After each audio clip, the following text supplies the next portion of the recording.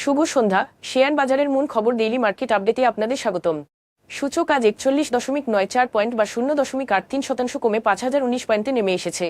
বাজারে মোট লেনদেনের পরিমাণ ছিল 454 কোটি টাকা, যা আগের দিনের তুলনায় 12.54% কম।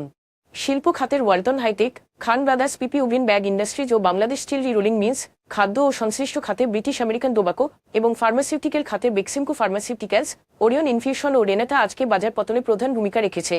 খাতভিত্তিক আয়ের ক্ষেত্রে শুধুমাত্র টেলিযোগাযোগ খাত আজ 0.40% মুনাফা করেছে। অন্যদিকে ইন্স্যুরেন্স খাত আজ সর্বোচ্চ 1.98% ক্ষতির সম্মুখীন রয়েছে। আজকের শীর্ষ 20 ক্ষতিগ্রস্ত কোম্পানির মধ্যে 4টি টেক্সটাইল এবং 4টি ইন্স্যুরেন্স কোম্পানি ছিল। International leasing and financial services, premier leasing and finance এবং মুন্নু সিরামিক ইন্ডাস্ট্রিজ আজকের সর্বোচ্চ মূল্যবৃদ্ধিকারী কোম্পানিগুলোর মধ্যে ছিল। অন্যদিকে Far Chemical Industries, Orion Infusion এবং প্রগতি লাইফ ইন্স্যুরেন্স ছিল আজকের শীর্ষ ক্ষতিগ্রস্ত কোম্পানি। এসব কোম্পানির দামে পরিবর্তনের পেছনে কোনো মূল্য সংবেদনশীল তথ্য জানা যায়নি। Anwar Galvanizing, National Feed Mill এবং বাংলাদেশ মনস্পুর পেপার ম্যানুফ্যাকচারিং এর লেনদেনের পরিমাণ গত 3 মাসের গড় লেনদেনের তুলনায় আজ উল্লেখযোগ্যভাবে বেড়েছে। তবে এসব কোম্পানির লেনদেন বৃদ্ধির পেছনে কোনো প্রকাশিত কারণ জানা যায়নি।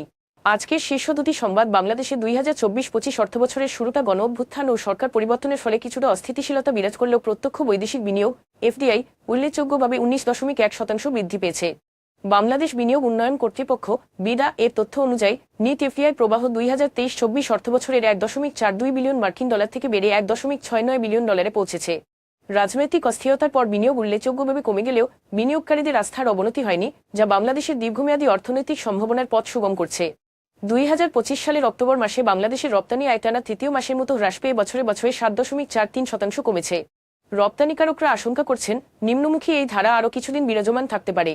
নির্বাচন সংক্রান্ত অনিশ্চয়তা, যুক্তরাষ্ট্রের উচ্চ শুল্ক, ইউরোপীয় বাজারে চীনা পণ্যের প্রতিযোগিতা বৃদ্ধি এবং ব্যাংকিং খাতে চলমান সংকট রপ্তানিতে নেতিবাচক প্রভাব ফেলছে।